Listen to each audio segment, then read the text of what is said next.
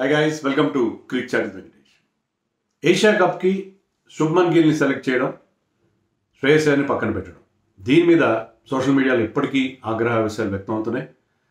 ఎక్స్లో కనుక మీరు చూస్తే గౌతమ్ గంభీర్, శ్రేయస్ అయ్యర్ అనే టాపిక్స్ ట్రెండ్ అవుతున్నాయి. గమ్మత్ ఏంటంటే లాస్ట్ టైం ఇలాంటి ఒక సందర్భం వచ్చినప్పుడు 2019లో అంబటి రాయుడిని వన్డే వరల్డ్ కప్కి డ్రాప్ చేసినప్పుడు అందరూ కూడా చీఫ్ సెలెక్టర్ మీద టార్గెట్ పెట్టారు, అప్పుడు ఎంఎస్కే ప్రసాద్ పై. కానీ ఇప్పుడు అలా కాదు. ఇప్పుడు అగార్కర్ని ఎవరేమంటలేదు, గౌతమ్ గంభీర్నే క్రిటిసైజ్ చేస్తున్నారు. గంభీర్ గురించి రకరకాల వీడియోలు వస్తున్నాయి. గంభీర్ గతంలో చేసిన స్టేట్మెంట్ సంబంధించి అనేక రకాలుగా Gambhir became the prime target for exclusion of Shreyas Iyer and inclusion of Shubman Gill. So ఇది చాలా ఆశ్చర్యంగా ఉంది. అప్పుడు రాయుడు డ్రాప్ అయినప్పుడు కోచ్ రవిశాస్త్రిని ఎవరేమనలేదు. కానీ ఇప్పుడు గమ్మత్తుగా ఇదంతా ఇలా టర్న్ అయింది. అయితే ఇక్కడ మనం అర్థం చేసుకోవాల్సింది ఏంటంటే, గిల్ ఎంట్రీ విషయంలో గంభీర్ ప్రమేయం అంత ఎక్కువే ఉండకపోవచ్చు. గిల్ T20 స్కీమ్ ఆఫ్ థింగ్స్లోకి రావడానికి చాలా పెద్ద కమర్షియల్ కన్సిడరేషన్ ఉంది. అది నేను ఇంతకుముందు 2-3 వీడియోలో చెప్పాను. ఇప్పుడు అందరూ కూడా అదే మాట్లాడుతున్నారు. Yes, India needs a poster boy, ఒక ఫేస్ కావాలి. ఇప్పుడు తెలుగులో ఒక మాట ఉంది, సామెత, చెట్టు పేరు చెప్పి కాయలు అమ్ముకోవడం.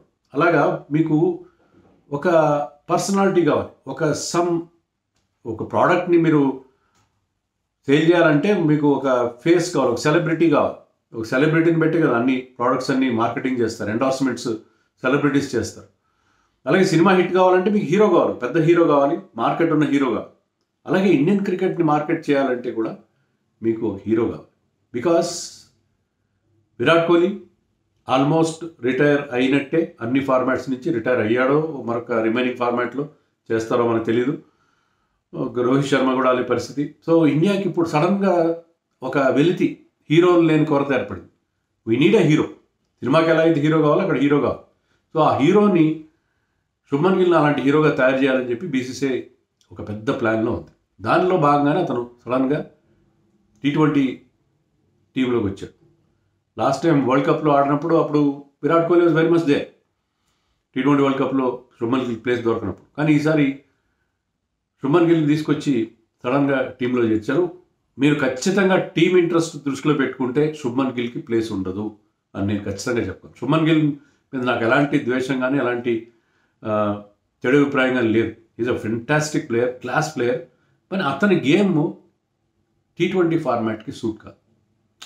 ఇప్పుడు మనం ఆడుతున్న T20, the kind of aggression that we are showing and the kind of aggression that we need. ఇప్పుడు మనమే కాదు, మీరు ఆస్ట్రేలియా చూడండి, ఆస్ట్రేలియాలో ఎంత రెచ్చిపోయి ఆడుతున్నారు. ఈవెన్ సౌత్ ఆఫ్రికాలో మీకు డెవల్ బ్రవిస్ లాంటి వాళ్ళు ఎలా ఆడుతున్నారు. What kind of strike rates we are seeing. 180, 190 ఆ స్ట్రైక్ రేట్తో ఆడుతున్నారు. T20 డైనమిక్స్ కంప్లీట్గా మారిపోయినాయి. ఆ నెరేటివ్ కంప్లీట్గా చేంజ్ అయిపోయింది. సో మనకి ఇప్పుడు ఈ need players particularly who are the top of the ఆర్డర్లో, పర్టికులర్ పవర్ ప్లేలో మీరు మ్యాక్సిమైజ్ చేసుకోవాలి, పవర్ ప్లేని ఆప్టిమైజ్ చేసుకోవాలి. ఇప్పుడు T20 games are one in the power play. మరి అలాంటప్పుడు గిల్ అంటే ఒక opener with a strike rate in 130s, career strike rate of 130s, అతను ఓకే 150 మ్యాక్సిమం. మొన్న ఐపీఎల్లో 150 అతను స్ట్రైక్ రేట్. 150 కూడా ఓపెనర్ సరిపోని పరిస్థితి మనకు అనిపిస్తుంది. ఎందుకంటే పవర్ ప్లేలో మీరు ఆడుతున్నప్పుడు మీరు ఒక అభిషేక్ శర్మ ఒక్కడే రన్స్ కొడతాడంటే కాదు, అదర్ ఎండ్లో కూడా రన్స్ కొట్టాలి. మీరు from both ends you should be able to counter attack the new ball bowlers. New బాల్ని నల్లిఫై చేయాలి, ప్లస్ కౌంటర్ అటాక్ చేయాలి, ఆ ఫీల్డింగ్ రెస్ట్రిక్షన్స్ని యూజ్ చేసుకోవాలి. సో అలాంటి గేమ్ ఆడుతూ అండ్ శుభ్మన్ గిల్ ఓపెనర్గా వాళ్ళ ఓపెనర్ తప్ప వేరే మ్యాక్సిమం అయితే నెంబర్ 3లో ఆడతాడు. సో అలాంటి ప్లేయర్ని మీరు how can you have him the top of the order. మీకు అలా కాకుండా మీకు సంజు శాంసన్ కానీ, యశస్వి జైస్వాల్ కానీ, they are more aggressive players. వాళ్ళని పక్కన పెట్టేసి మీరు శుభ్మన్ గిల్ని కేవలం ఆల్ ఫార్మాట్స్కి అతను క్యాప్టెన్ చేయాలి. ఈ should become the face of Indian cricket. ఎందుకంటే గోయింగ్ ఫార్వర్డ్ మనం ఇండియన్ క్రికెట్ మార్కెట్ చేసుకోవాలంటే అతను ఉండాలి, అతని ఫేస్ కనబడాలి, శుభ్మన్ గిల్ ఉండాలి. ఎందుకంటే మీరు అనొచ్చు బీసీసీఐ దగ్గర అన్ని డబ్బులు ఉన్నాయి కదా, అంత అవసరమా, అంత డెస్పరేట్గా ఉన్నారు. బీసీసీఐకి డబ్బులు ఇచ్చేది ఎవరు? మెయిన్గా వాళ్ళ బొక్కసం నింపేది broadcasters. So broadcasters TV rights కొనుక్కుంటారు కదా, టెలివిజన్ బ్రాడ్కాస్టింగ్ రైట్స్, దాని ద్వారా మ్యాక్సిమం అమౌంట్ వస్తుంది. బ్రాడ్కాస్టర్ ఏమడుతాడు, నాకు ఒక హీరో కావాలి, బ్రాడ్కాస్టర్ నీడ్స్ హీరో. సో అప్పుడే వాళ్ళు ఎక్కువ అమౌంట్ పెడతారు. సో బ్రాడ్కాస్టర్ కోసం అని ఈ నాటకాలన్నీ ఆడుతున్నారు, బ్రాడ్కాస్టర్ని సాటిస్ఫై చేయడం కోసం. బ్రాడ్కాస్టర్స్ అది సోనీ కావచ్చు, స్టార్ కావచ్చు, అమెజాన్ కావచ్చు, ఎవరైనా కావచ్చు, దే నీడ్ హీరోస్. వాళ్ళు ప్రమోషన్ చేసుకుంటారు కదా, పేపర్లో ఫుల్ పేజ్ యాడ్స్ ఇస్తారు. ఇచ్చినప్పుడు ఒక ఫేస్ కావాలి. విరాట్ కోహ్లీ ఫేస్తో నడిపించారు ఇన్ని రోజులు. ఇప్పుడు విరాట్ కోహ్లీ లేడు కాబట్టి ఆల్మోస్ట్ 2 ఫార్మాట్స్ నుంచి ఎగ్జిట్ అయ్యడం, మరొక ఫార్మాట్లో కూడా ఎక్కువ రోజు కొనసాగే అవకాశం కనపట్లేదు ఇప్పుడున్న సినీరియో చూస్తుంటే. అలాంటి నేపథ్యంలో శుభన్ గిల్ లాంటి ఒక youngster, good looking, just 25-26 his age, అంత అలాంటి ఒక ఫేస్ని, ఎందుకంటే రిషబ్ పంత్ ఒకటికి కాస్త ఫ్యాన్ బేస్ ఉంది శుభన్ గిల్తో పాటు. శుభన్ గిల్ కంటే కూడా రిషబ్ పంత్కి ఎక్కువ ఫ్యాన్ బేస్ ఉండొచ్చు, కేఎల్ రాహుల్ ఉండొచ్చు. కానీ ఒక యంగ్స్టర్ అతను, రిషబ్ పంత్ అతను కేవలం టెస్టుల్లో తప్ప మిగతా వైట్ బాల్ క్రికెట్ కదా కావాల్సింది మెయిన్గా. ఇప్పుడు శుభన్ గిల్ని T20s తీసుకురావడానికి కూడా ప్రధాన కారణం ఏంటంటే, మీకు T20 ఇస్ ద రియల్ ఫార్మాట్ను, అంటే కాసులు సంపాదించుకోవడానికి, కాసులు పండించేది క్రికెట్ బోర్డులో కానీ బ్రాడ్కాస్ట్ కానీ T20 ఫార్మాట్. అక్కడ మీకు హీరోగా సో శుభ్మన్ గిల్ అంటే ఒక గ్లామర్ బాయ్ని, ఒక పోస్టర్ బాయ్ని మీకు T20 ఫార్మాట్లో కావాలి. అది కమర్షియల్ కన్సిడరేషన్, అంతకుమించి మరే కారణం లేదు. మీరు ప్యూర్ క్రికెటింగ్ కన్సిడరేషన్తో శుభ్మన్ గిల్ టీంలోకి రాడు. మన సెటప్ యాజ్ ఇట్ ఈస్గా.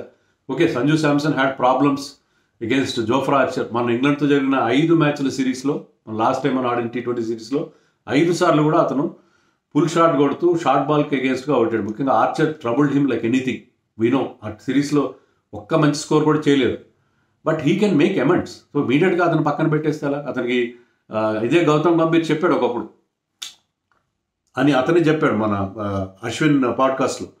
అతను శ్రీలంకలో వరుసగా 2 డకౌట్లు అయితే నువ్వు 21 డకౌట్స్ అయినా నీకు నేను ఛాన్స్ ఇస్తూనే ఉంటానని గౌతమ్ గంభీర్ చెప్పాడు. గౌతమ్ గంభీర్ ఏంటంటే అందరూ అంటున్నారు కదా, పాలిటీషియన్ మాటలు మారుస్తున్నాడు. అలా ఎందుకు, అలాంటి స్టేట్మెంట్ ఎందుకు వేయాలి, అలాంటి ఒక ఫాల్స్ హోప్ ఎందుకు క్రియేట్ చేయాలి? ఇప్పుడు అగార్కర్ నేను క్లియర్గా చెప్పాడు, గిల్ అవైలబుల్ లేడు కాబట్టి సంజు శాంసన్ ఓపెనింగ్ చేశాడు. గిల్ వస్తే అతను he has to make way for him. So Sanju Samson middle ఆర్డర్లో ఆడగలడా?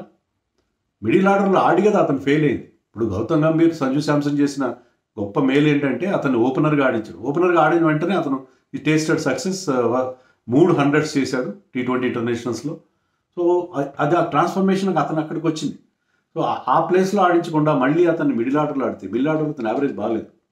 ఓపెనర్గా ఆడినప్పుడే అతనికి వచ్చిన 3 100s, అతనికి 3 100s 2 50s ఉన్నాయి T20 ఇంటర్నేషనల్స్లో. దాంట్లో ఒక 50 3 100s అన్ని ఓపెనర్గానే వచ్చాయి. సో ఓపెనర్గా అతను సక్సెస్ అవుతాడు, మిడిల్ ఆర్డర్లో అతను కాడు. సో సంజు శాంసన్ ఇప్పుడు ఏమైందంటే గిల్ రావడం వల్ల Sanju Samson is out of the 11.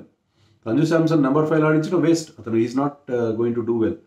దాని బదులు జితేష్ శర్మ లాంటి ఒక ఫినిషర్ని, కీపర్ని తీసుకుంటే టీమ్ ఇంట్రెస్ట్ అక్కడ బెటర్గా సర్వ్ అవుతుంది. Sanju Samson is almost out of the 11 in all probability నాకు తెలిసినంతవరకు.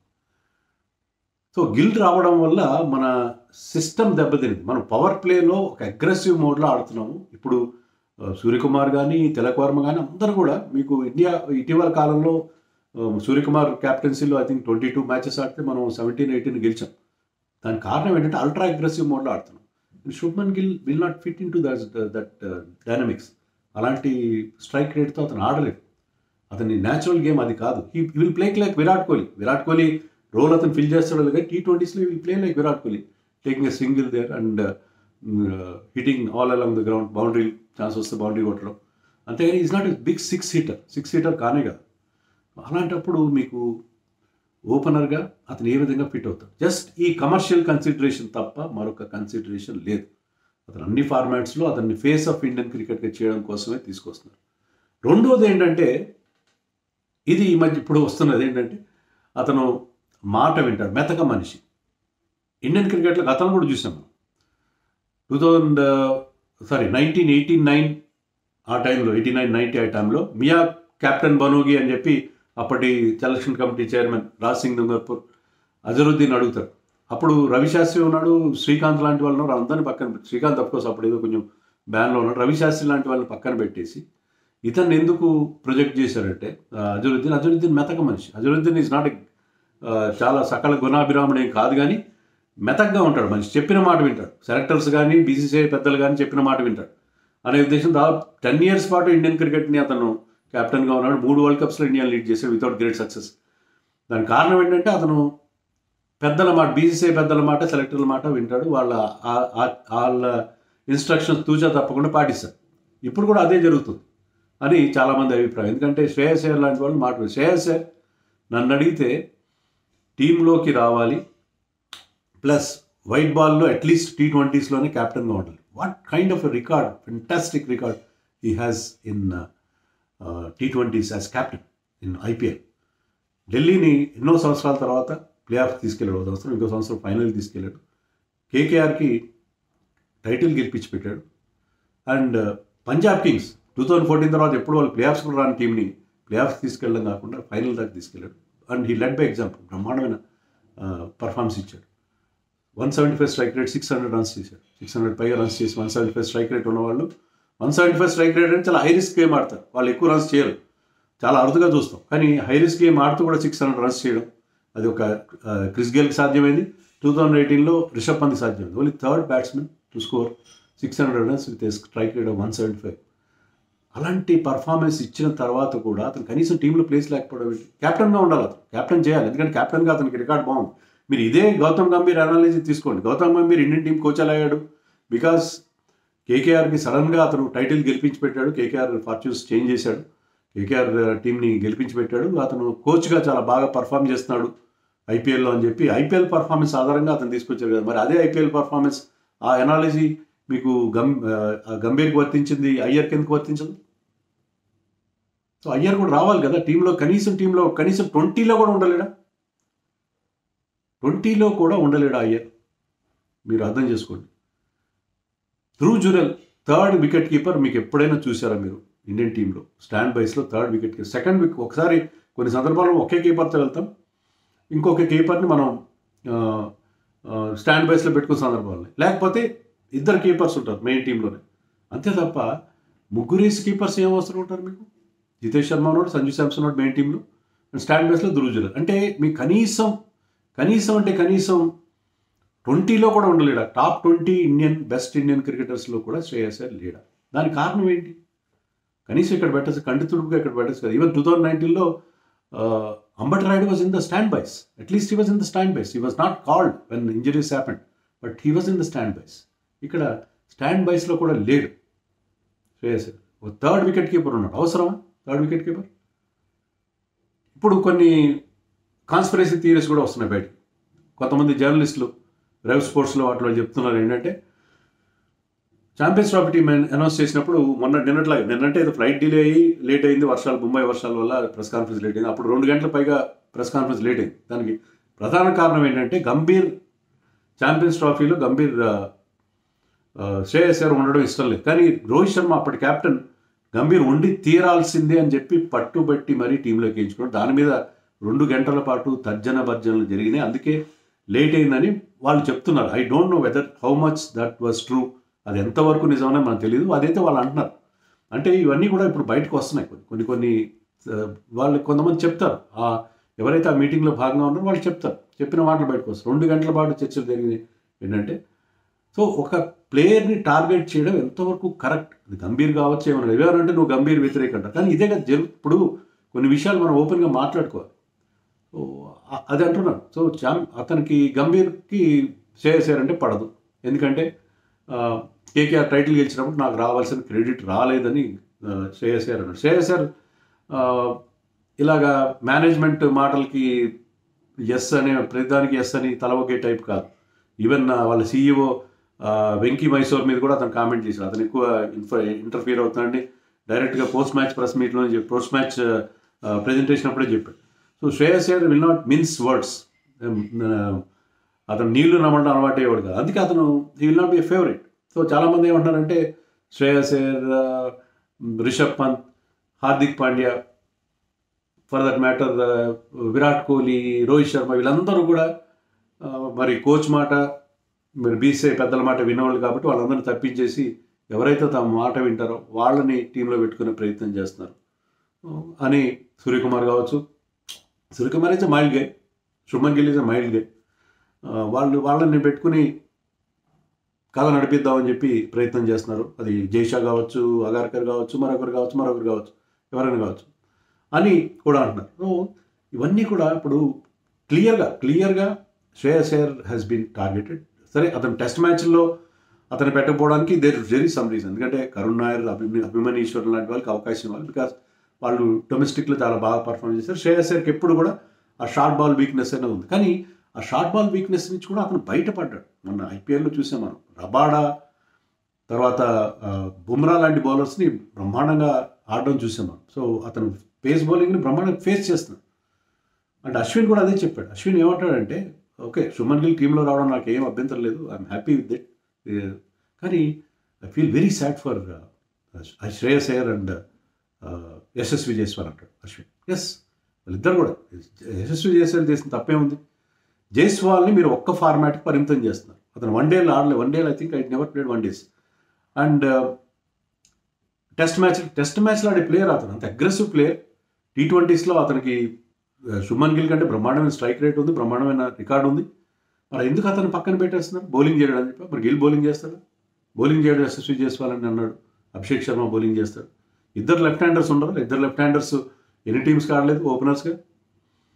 ఈవెన్ సన్ రైజర్స్ లాంటి టీమ్స్ కూడా లెఫ్ట్ హ్యాండర్స్ ఓపెన్ చేస్తారు కదా. లెఫ్ట్ హ్యాండర్స్ ఇద్దరు ఉంటే ప్రాబ్లం ఉంది. Travis Head and Abhishek Sharma have been great success. ఇద్దరు లెఫ్ట్ హ్యాండర్స్ ఉంటే తప్పే ఉంది.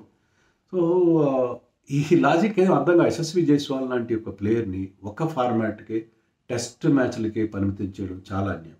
ఈ was part of India's World Cup winning team, ఆడకపోయినా. అండ్ అతన్ని for what reason you have removed him from this one day T20 team. T20 టీంలో ఇది అయ్యే కారణం తీసేశారు ఒక్క ఫార్మాట్కి. అలాగే శ్రేయస్ అయ్యర్ని కేవలం వన్ డేస్కి మాత్రం పరిమితం చేస్తారా? బికాస్ అభిషేక్ నయ్యర్ అదే అంటాడు, కొంతమంది నచ్చరు అనేది అంటాడు. అభిషేక్ నయ్యర్ని కూడా నచ్చకే కదా గంభీర్ బయటికి పంపించాడు. He was a very very good coach, మంచి కోచ్ అతను కూడా మరి బయటికి రావాల్సి వచ్చింది ఇండియన్ కోచింగ్ స్టాఫ్ నుంచి. అభిషేక్ నయ్యర్ అదే అంటాడు. నిన్న జియో హాట్స్టార్లో కొంతమంది నచ్చరు, కొంతమందికి అదే కారణం ఉంటుంది. మరి ఇంకేం కారణం ఉంటుంది శ్రేయస్ అయ్యర్ని పక్కన పెట్టడానికి? నాకు అర్థం కాదు. థర్డ్ కీపర్ అవసరం మనకి. ఇంకోటి నాకు బాధ కలిగించే విషయం ఏంటంటే కుల్దీప్ యాదవ్ అంటే ఇప్పుడున్న సెటప్, అంటే ఇది ఫేవరెట్ ప్లేయరా కాదనేది కాదు. ఇప్పుడు మీకు వాషింగ్టన్ సుందర్ని కూడా తీసుకోకపోవడం వల్ల ఏంటంటే కుల్దీప్ యాదవ్ అసలు ఒక్క మ్యాచ్ ఆడతాడు. మన టెస్ట్ మ్యాచ్లో ఒక్క ఛాన్స్ రాలేదు. ఇప్పుడు కూడా వరుణ్ చక్రవర్తి, అక్షర్ పటేల్ వాళ్ళిద్దరూ ఉంటారు. నెంబర్ 8 దాకా మీకు బ్యాటింగ్ ఉండాలి అంటే మీకు ఇద్దరు పేసర్స్ ఉంటారు. ఎందుకంటే Harshdeep is a very good death bowler మనకి బుమ్రాతో పాటు. సో వాళ్ళిద్దరూ ఉండాలి. హార్దిక్ పాండ్యా అలాగే ఆల్రౌండర్ కోటాలో ఉంటాడు. ప్లస్ ఇద్దరు స్పిన్నర్స్లో అక్షర్ పటేల్ ఆల్రౌండర్.